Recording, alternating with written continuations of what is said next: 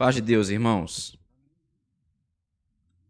Abram, por favor, as suas Bíblias no Evangelho segundo escreveu Mateus,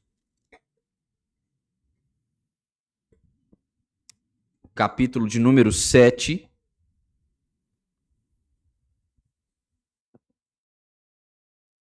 Evangelho segundo escreveu Mateus, capítulo de número 7. Nós faremos a leitura dos versículos de número 24 até o versículo de número 29, chegando assim ao fim da nossa jornada ao longo do Sermão do Monte.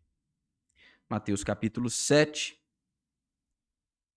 versos 24 a 29, eu vou fazer a leitura, os irmãos podem acompanhar silenciosamente e os que puderem, mantenham as suas Bíblias abertas para que nós possamos acompanhar a exposição do ensino de Jesus. Nos diz assim a palavra de Jesus: todo aquele, pois, que ouve estas minhas palavras e as pratica, será comparado a um homem prudente que edificou a sua casa sobre a rocha. E caiu a chuva, transbordaram os rios, sopraram os ventos e deram com ímpeto contra aquela casa, que não caiu, porque fora edificada sobre a rocha. E todo aquele que ouve estas minhas palavras e não as pratica, será comparado a um homem insensato que edificou a sua casa sobre a areia. E caiu a chuva, transbordaram os rios, sopraram os ventos e deram com ímpeto contra aquela casa. E ela desabou, sendo grande a sua ruína. Quando Jesus acabou de proferir estas palavras, estavam as multidões maravilhadas da sua doutrina, porque ele as ensinava como quem tem autoridade e não como os escribas. Feche os seus olhos, vamos falar com o Senhor mais uma vez. Senhor, nós mais uma vez nos colocamos diante do Senhor em oração e agora queremos suplicar, pedir, ó Deus, humildemente, que o Senhor, por sua graça e segundo as tuas muitas misericórdias, nos conceda, ó Deus, a bênção da iluminação do Espírito Santo.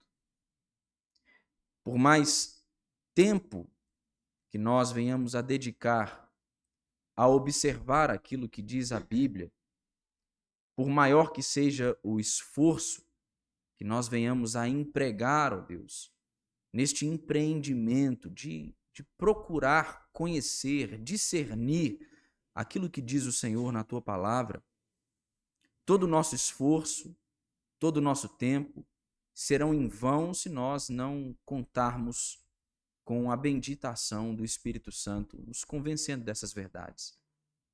É por isso que nós suplicamos por isso hoje, para que o Senhor nos leve cativos à palavra do Senhor, que mentes e corações rendam-se ante a palavra do Senhor e que a gente possa sair daqui essa noite, ó Deus, certos de que nós ouvimos a Tua voz por meio da Tua palavra. Esta é a minha oração, humilde, reconhecendo que sem Ti eu nada posso e eu a faço em nome de Jesus. Amém. Amém. Irmãos, nós começamos a nossa jornada de meditações no Sermão da Montanha, pensando acerca do estilo de vida que é característico daqueles que são, como nós temos chamado aqui, os cidadãos do reino de Deus. E ao longo da nossa jornada, nós vimos que o Senhor Jesus, por meio do seu ensino, em diversas oportunidades, ele se colocou a estabelecer um contraste entre aqueles que eram os representantes da tradição religiosa judaica de seu tempo e aquele que era, de fato, o centro do ensino, da vontade, da lei de Deus para o seu povo. não poucas vezes aqui, meditando acerca destes textos, nós chegamos juntos à conclusão de que aquele povo, aqueles mestres da lei, aqueles que eram os encarregados de guiar o povo de Deus em sua peregrinação espiritual, eles haviam se perdido por completo. Eles haviam perdido qual era de fato o centro da vontade de Deus, expresso por meio de sua lei. E Jesus não está aqui a inaugurar uma nova lei. Jesus não está aqui a se pôr com descaso em relação a tudo aquilo que Deus já havia falado ao seu povo por meio dos antigos, por meio dos profetas, por meio da lei. Mas Jesus está o tempo inteiro aqui a mostrar a natureza do erro, do desvio destes mestres da lei, e está também a enfatizar para os seus discípulos qual deve ser a relação deles com a lei de Deus, como uma expressão do compromisso deles com a verdade de Deus, com o próprio Deus. Ao longo de todo o ensino de Jesus no Sermão do Monte, nós vimos que Jesus ele está o tempo inteiro a testificar acerca dele mesmo, a apontar para ele mesmo, a mostrar que a realidade encarnada da vontade de Deus era ele mesmo. O meio para que aqueles homens eles pudessem vir a ter comunhão com Deus era ele mesmo. O motivo, a razão para que eles se pusessem em um relacionamento correto com a lei de Deus era ele mesmo. Não é diferente do que Jesus está a fazer agora. No capítulo de número 7, Jesus começou aqui a falar para os seus ouvintes acerca da necessidade de discernimento. E Jesus está falando sobre a necessidade de discernimento em um cenário em que ele retrata com veemência Deus como um juiz. O cenário é um cenário de julgamento. E à medida que Jesus passa a ensinar os seus ouvintes acerca da necessidade de discernimento, seja para lidar com as faltas alheias, para julgar os erros do próximo, ou seja, para saber quando compartilhar, continuar a falar das verdades preciosas do Evangelho a alguém, ou quando não mais fazer isso. Ou seja, sobre a necessidade de discernimento para que eles saibam como orar e pelo que orar. Jesus está fazendo tudo isso porque ele está prestes a mostrar aos seus ouvintes que eles precisam de discernimento porque eles terão de fazer uma escolha. Então nós vimos que Jesus apresenta aos seus ouvintes a parábola das duas estradas, das duas portas. Começa a adverti-los sobre a necessidade de que entrem por uma destas portas, a saber, a porta estreita, que é a que leva à salvação, o caminho estreito.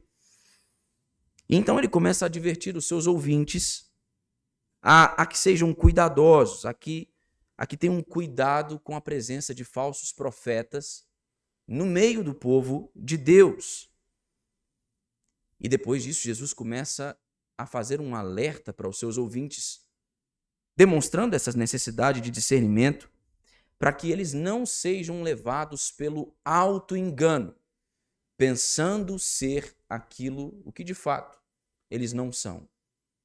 Pensando estarem em um relacionamento com Deus, relacionamento esse que de fato não existe. Foi exatamente isso que nós vimos no nosso último sermão, na última oportunidade em que nós meditamos sobre o texto do Sermão do Monte. Nós vimos que nem todo aquele que professa com a sua boca, uma fé pública em Jesus, ele vai ser recebido por Jesus, ele é conhecido de Jesus. Mesmo as credenciais que este indivíduo possa vir a apresentar, mesmo as obras que ele tenha realizado em o nome de Jesus, elas podem ainda assim ser simplesmente fruto do auto-engano, e naquele dia, no dia do juízo, ele vai ver que, na verdade, de fato, ele nunca foi conhecido por Jesus.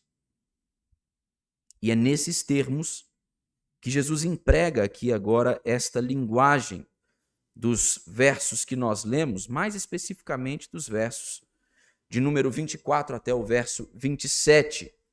Jesus está empregando uma parábola aqui para continuar a falar acerca da necessidade de que sejamos cuidadosos para que não venhamos a nos enganar em relação à nossa própria relação com Deus. Nós vamos ver nesse sermão que os cidadãos do reino de Deus, o verdadeiro discípulo de Jesus, ele é revelado no dia da provação. Veja só o que diz a palavra de Deus. Em primeiro lugar, nesta parábola nós vamos ver que Jesus está nos mostrando aqui que existem dois construtores, dois homens. Na verdade, são dois ouvintes de seu ensino, dois ouvintes de sua parábola, de sua palavra. Mas eles são retratados como dois construtores. Um deles, como nós vamos ver no verso 24, é retratado como um homem sábio, portanto, um construtor sábio, e o outro destes dois homens, é retratado no verso de número 26 como um homem insensato. É isso o que Jesus está a nos mostrar aqui. Dois tipos de ouvintes, dois homens retratados como dois tipos de construtores. E o que Jesus está fazendo aqui, por meio do uso dessa figura, é justamente ilustrando o contraste entre ouvintes obedientes e ouvintes desobedientes. Só que estes dois ouvintes são retratados como gente envolvida com um mesmo empreendimento. São dois construtores. Eles estão erigindo, edificando suas casas. Você não conseguiria olhar para dois construtores e perceber de pronto a diferença entre eles na medida que eles se põem em seu empreendimento de edificar uma casa. É possível que à medida que esses dois construtores prossigam na sua construção, em seu empreendimento para erguer uma casa, qualquer um de nós não poderia ter notado qualquer diferença entre eles. E o que Jesus quer mostrar com isso? Usando a figura dos construtores para falar acerca dos seus ouvintes. Jesus está nos mostrando que, da mesma forma que nós temos dificuldade em perceber a diferença entre dois construtores que estão envolvidos com o mesmo empreendimento de edificar uma construção, muitas vezes no caso de cristãos professos, sejam eles verdadeiros ou sejam eles falsos, eles se parecem. Nós não conseguimos necessariamente identificar de pronto as diferenças entre um verdadeiro cristão e um falso cristão. Você não pode com facilidade dizer quem é quem, apontar qual é qual. Qual é aquele indivíduo que está a caminhar no caminho do Senhor? Porque há um sentido, e é o sentido desta parábola de Jesus, em que estes dois homens, estes dois tipos distintos de crentes professos, ambos estão conduzindo as suas vidas cristãs. O que é comum a ambos estes construtores espirituais é que ambos ouvem a palavra de Jesus. Eles ouvem o ensino de Jesus. Eles vão à igreja. Eles participam do culto público. Eles se envolvem com o trabalho de sua comunidade. Eles estudam a palavra de Deus. Eles oram. Eles estão intimamente envolvidos com este empreendimento de construir uma vida cristã. Entretanto, Jesus está retratando aqui, por meio da imagem de dois construtores, um homem prudente e um homem insensato. Embora eles se pareçam por causa desta representação, embora eles estejam envolvidos na mesma atividade, eles são pessoas completamente diferentes. E o que é que determina a diferença entre estes dois tipos de ouvintes de Jesus? É o que nós vamos ver também no versículo de número 24 e no verso de 26.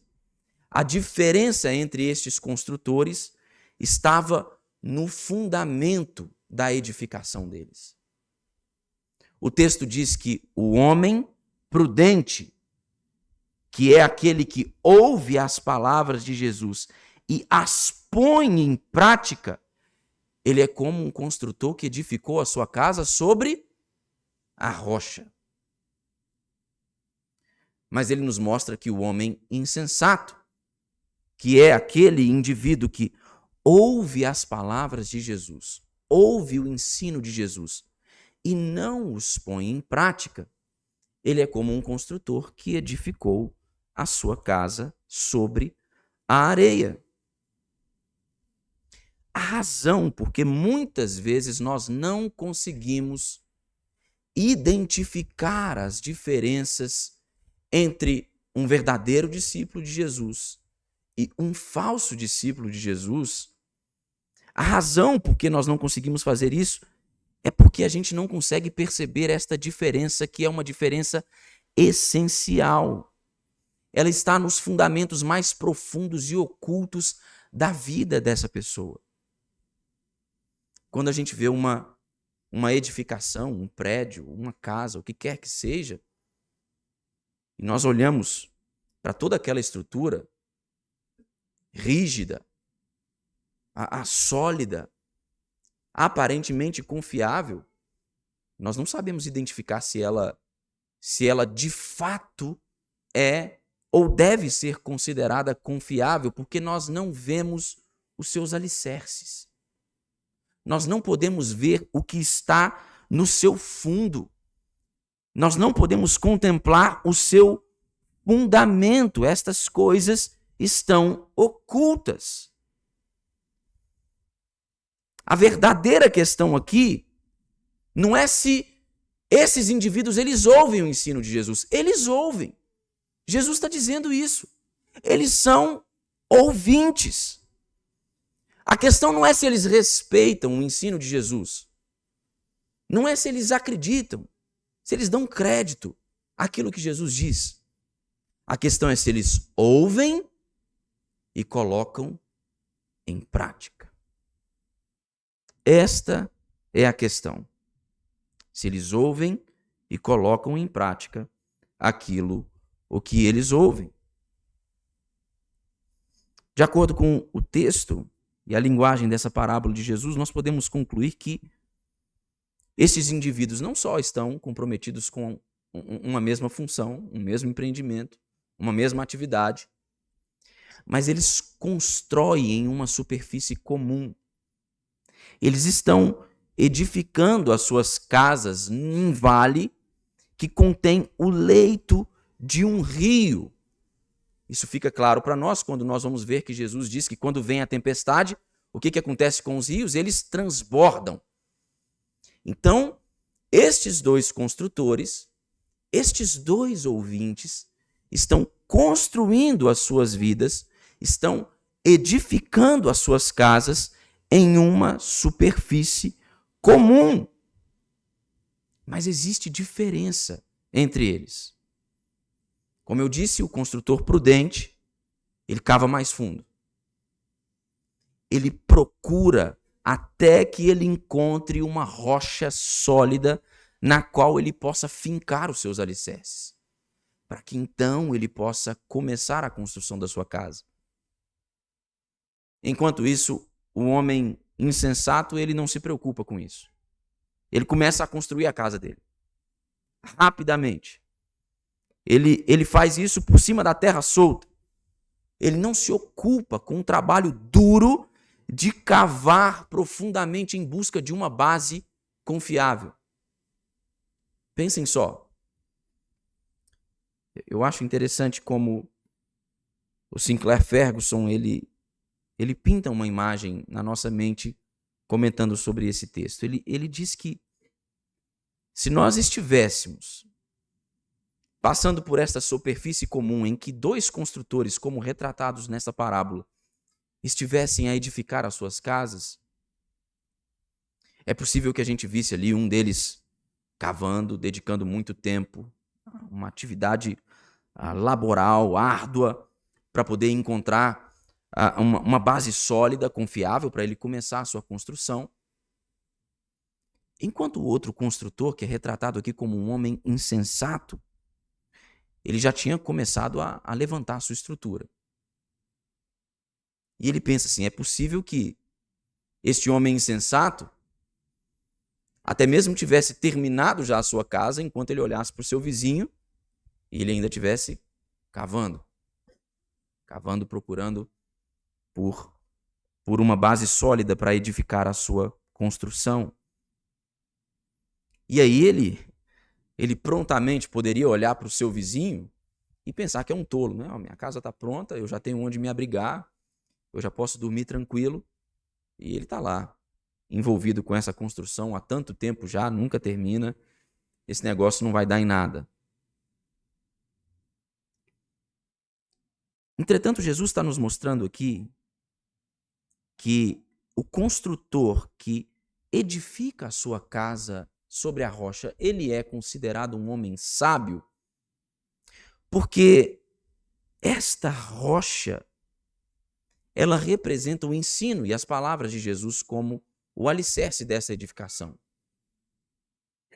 Quando Jesus ele explica esta parábola, quando nós pensamos acerca aqui da ênfase que o texto original dá a estas minhas palavras, quando Jesus se refere ao seu ensino, nós podemos concluir com facilidade que ele está nos mostrando aqui que o seu ensinamento é o alicerce da vida cristã. É isto que a ênfase de Jesus em suas próprias palavras quer significar, quer demonstrar. E o ensino de Jesus, as palavras de Jesus, elas são perfeitamente coerentes com a vida de Jesus, com o procedimento de Jesus. Ele não está falando de coisas que ele não conhece. Estas palavras não são palavras de outras pessoas. Ele está falando a respeito de quem ele é. Portanto, as palavras de Jesus, o ensino de Jesus, revela o coração de Jesus. Revela o próprio ser de Jesus. Por isso é correto dizer que a rocha a qual o próprio Cristo se refere aqui como sendo a base sólida para se edificar uma construção é Ele mesmo. Ele é a rocha. E esta é a linguagem que a Escritura usa em diversas oportunidades para se referir ao próprio Jesus. É uma linguagem usada pelos profetas e usada nos Salmos para se referir a Deus, e esta mesma linguagem é usada para se referir a Jesus. Nós lemos aqui o texto do apóstolo Pedro, no capítulo 2, nos versos de 1 a 10, em que Jesus é retratado como esta pedra fundamental, a pedra de salvação para os eleitos, para aqueles que creem, mas a pedra de tropeço para aqueles que desobedecem à sua vontade. Jesus está mostrando aqui que o que torna um indivíduo um homem sábio e o que é capaz de diferenciar um verdadeiro discípulo do seu reino de um falso discípulo é se ele está construindo a sua vida em Jesus, no próprio Mestre. Mas Jesus ele continua nesse texto e ele vai nos mostrar que essas duas construções, agora prontas, elas estão sujeitas aos efeitos de uma tempestade, aos efeitos das provações. Veja só o verso de número 25. Jesus está aqui, primeiro pensando a respeito do homem prudente, que edificou a sua casa sobre uma rocha. Ele diz: caiu a chuva, transbordaram os rios, sopraram os ventos e deram com ímpeto contra aquela casa, que não caiu. Agora veja só o verso de número 27. Jesus está agora falando acerca do homem insensato que construiu a sua casa sobre a areia. Ele diz: e caiu a chuva, transbordaram os rios, sopraram os ventos e deram com ímpeto contra aquela casa, e ela desabou, sendo grande a sua ruína. O que nós podemos concluir com essas palavras de Jesus, irmãos? Somente uma tempestade vai revelar a verdade acerca de quem é de fato um homem prudente ou um homem insensato. Somente as provações podem revelar aquele que é um verdadeiro discípulo de Jesus ou um falso discípulo de Jesus. É somente uma crise, somente uma calamidade é que pode revelar o tipo de pessoa que nós somos, irmãos. E Jesus está nos mostrando aqui que o dia da provação acaba chegando para todo mundo. Para o homem sensato, prudente, e para o homem insensato, para o homem tolo. Para aquele que ouve as suas palavras e as pratica, e para aquele que é mero ouvinte, não se importa de pô-las em prática. O texto diz aqui que uma terrível tempestade faz com que chuva e ventos fortes arremetam as duas edificações, as duas construções, estas duas casas. Com essa tempestade, os rios transbordam e uma corrente profunda e furiosa de águas atinge essas construções. É assim com os ouvintes do Evangelho, irmãos. Seja ele sensato ou insensato, seja um verdadeiro discípulo de Jesus ou um falso discípulo de Jesus, seja um verdadeiro cristão ou um falso cristão, a prova ou a crise certamente vão chegar sobre todos eles, sobre todos nós.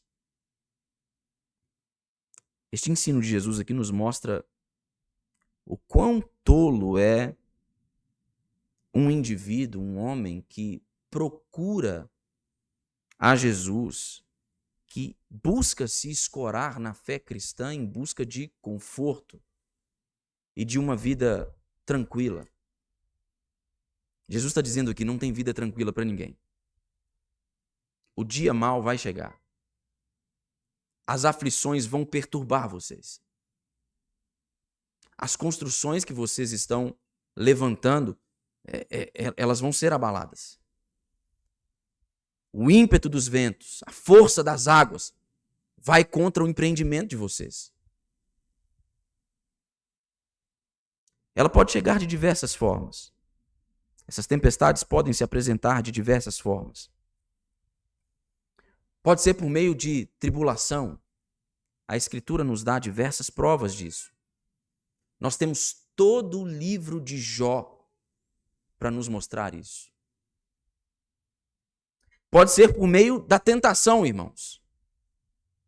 A tempestade pode vir sobre nós através de tentações, da astúcia do inimigo de nossas almas em tentar nos fazer andar segundo as nossas próprias paixões, nos tentar segundo a nossa própria cobiça. As tempestades podem vir, irmãos, como um luto. Nós perdemos gente querida. Nós sofremos com o estrago que a morte faz na nossa experiência de vida.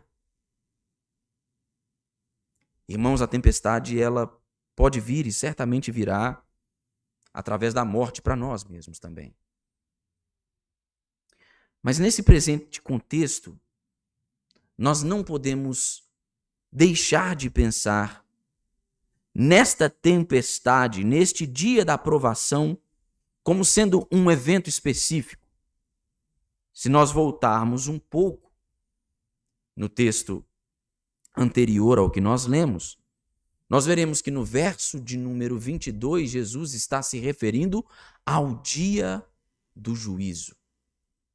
Ao dia do juízo final. É neste contexto que estas palavras de Jesus, que a parábola de Jesus a respeito dos construtores, ela se desenvolve. Então é possível, muito embora as tempestades possam se apresentar de diversas formas em nossa vida, que o que Jesus tenha em mente aqui continue a ser o dia do juízo final. É possível, às vezes, irmãos, que a gente possa viver a nossa vida com relativa tranquilidade. Não porque, de fato, a vida é tranquila e nós não soframos e não hajam dores com as quais nós tenhamos de lidar, mas porque o pecado faz isso conosco. Ele é capaz de nos enganar, de nos fazer acreditar que está tudo certo, está tudo caminhando bem, a nossa casa está pronta, a nossa vida foi bem construída, os nossos filhos estão criados, fizeram faculdade, eu tenho uma boa aposentadoria, os meus negócios vão bem, a minha atividade dentro da minha comunidade de fé, ela é cumprida de modo exemplar. Mas Jesus está dizendo, o dia do juízo vai revelar qual o fundamento da sua construção. Vai revelar onde é que você construiu a sua vida. O resultado, nós vemos e lemos aqui no texto, é que quando a tempestade veio, a casa do homem prudente, porque foi edificada na rocha, aquele que ouve o ensino de Jesus e pratica, ela permaneceu de pé, intacta, não caiu. Enquanto isso, a casa do homem insensato não suportou a força reveladora da provação. Irmãos, quando o Senhor nos prova em vida, nós devemos considerar isto não como um ato perverso de Deus em relação a nós, ou não como uma atitude vingativa de Deus em relação a nós por causa da ofensa que nós cometemos contra Ele. Mas nós deveríamos enxergar o dia mau como uma prova da graça do Senhor para com as nossas vidas, irmãos. Porque se nós desfalecemos, se nós sofremos hoje, se nós perdemos quem amamos hoje, se nós somos tentados e o Senhor revela o pecado do nosso coração hoje, ainda há solução para a nossa edificação. Ainda há solução para a vida que nós estamos a construir. A gente pode abandonar o mau empreendimento. A gente pode fugir desta edificação que está fadada ao fracasso e correr para a rocha que é Jesus Cristo. Mas no dia do juízo final, irmãos, não vai haver mais solução. Nenhuma demonstração da graça de Deus. Somente uma força reveladora capaz de desnudar os homens diante de Deus e diante de todos aqueles que presenciarem a vinda de Cristo.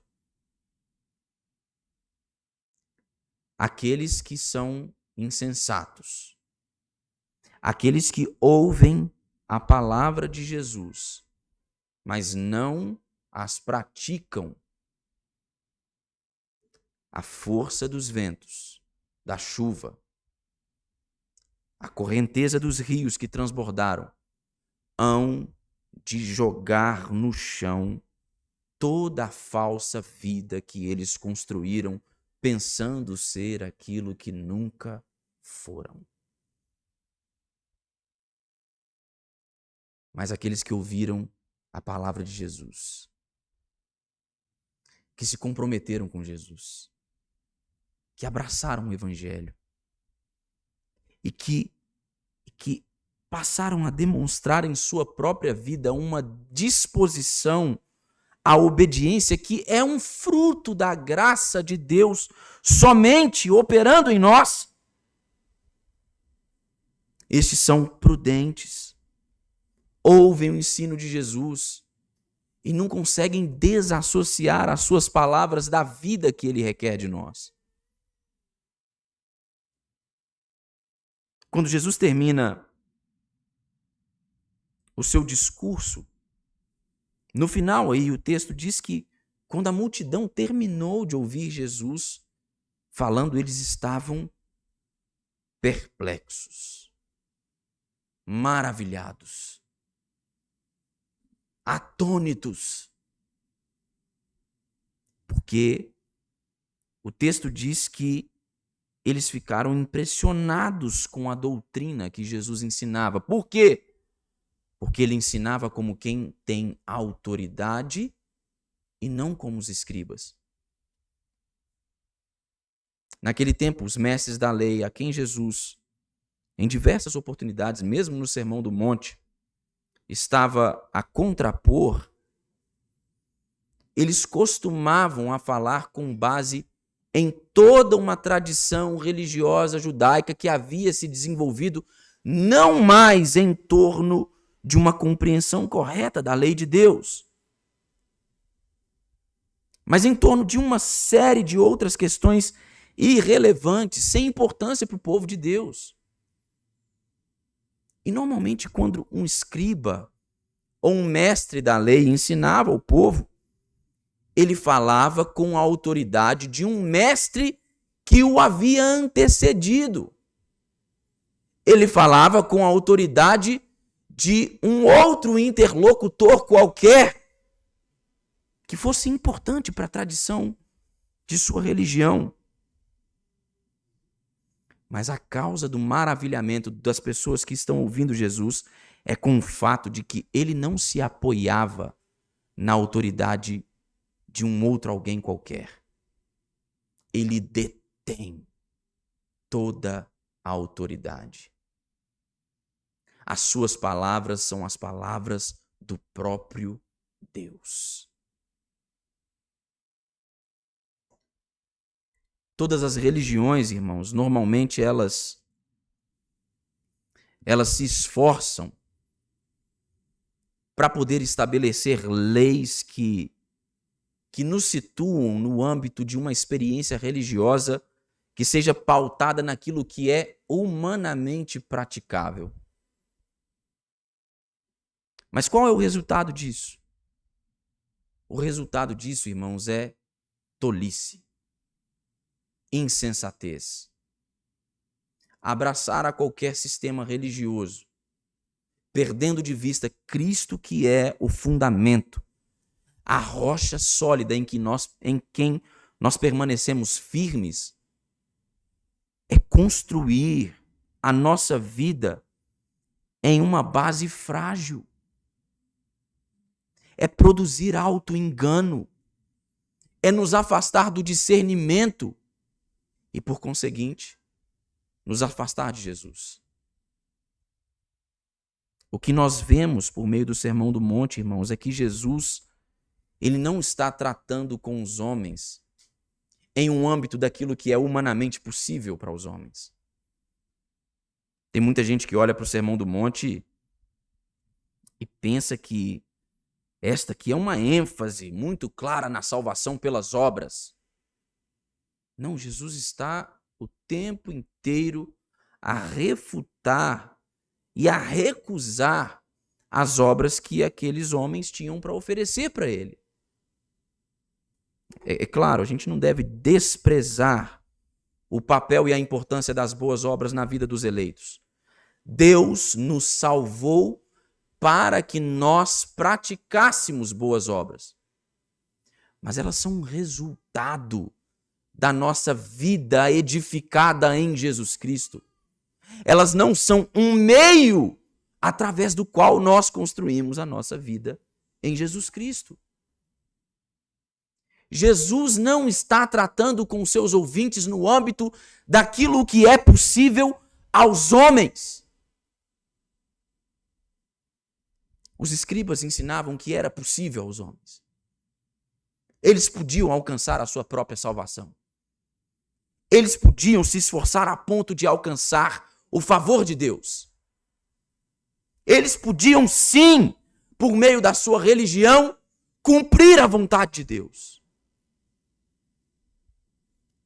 Mas Jesus está exigindo aqui dos seus ouvintes aquilo que está fora do âmbito humanamente alcançável. Porque o que Jesus está ensinando aqui é que, para o homem, todas as coisas, no que diz respeito à restauração, à salvação, à restauração da sua comunhão com Deus, todas as coisas são impossíveis. Mas para Deus, tudo é possível. Jesus está ensinando que o que é impossível para os homens é possível para Deus. Mas mais do que isso, Jesus está ensinando que aquilo que é impossível para os homens e é possível para Deus, é possível unicamente nele. Nele mesmo. As nossas casas, como uma representação das nossas vidas, irmãos, elas não ficarão de pé se nós as construirmos sobre um solo frágil. Se domingo após domingo nós ouvirmos as palavras de Jesus aqui, se nós nos empenharmos em nossa vida religiosa, se dedicarmos todo o nosso tempo, esforço, vontade, afeição a este empreendimento, como se deste empreendimento dependesse a nossa salvação, o dia mau, a provação, vai jogar a nossa casa no chão. Porque nós perdemos Jesus de vista. Nós deixamos Jesus de lado. A gente não cavou fundo o suficiente para encontrar a rocha. A gente não se preocupou com o fundamento. Mas Jesus está ensinando, irmãos, se a sua vida for construída em mim, virão as tempestades, virão as provações, vão vir os dias maus, mas você permanecerá firme, inabalável, seguro, por meio daquilo que eu mesmo garanti para vocês. A experiência da fé cristã, irmãos, é uma experiência que somente é possível pela graça de Deus em Jesus Cristo. A vida que o Senhor exige dos cidadãos de seu reino é uma vida que somente é possível por causa da graça de Deus em Jesus Cristo. Nós só podemos ser discípulos de Jesus, atender o chamado de Jesus, obedecer às ordens de Jesus, porque Ele mesmo fez por nós, em primeiro lugar, aquilo que nós jamais poderíamos fazer, a fim de nos capacitar e de nos habilitar a viver uma nova vida, que não seja mais a expressão daquela vida que nós mesmos queremos construir por nós mesmos, mas que seja agora uma expressão daquela vida que nós desejamos construir como um espelho, uma demonstração daquele que é a rocha inabalável em quem nós estamos firmes. Que nós possamos viver como verdadeiros cidadãos do reino de Deus, construindo as nossas vidas na rocha eterna que é Jesus Cristo, o nosso Salvador. Que seja assim pela graça e pela misericórdia do nosso próprio Deus. Amém.